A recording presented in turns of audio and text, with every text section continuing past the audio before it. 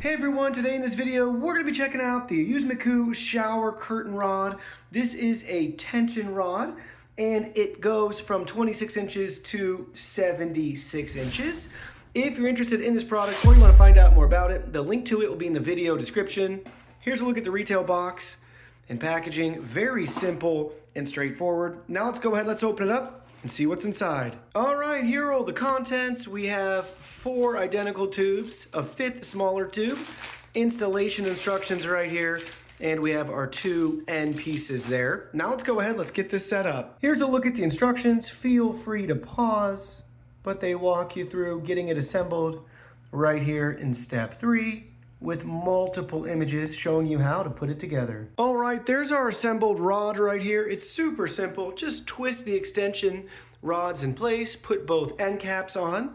They are slightly different sizes, so make sure you get it to the proper end, and then we can make our fine-tune adjustments on this side right there.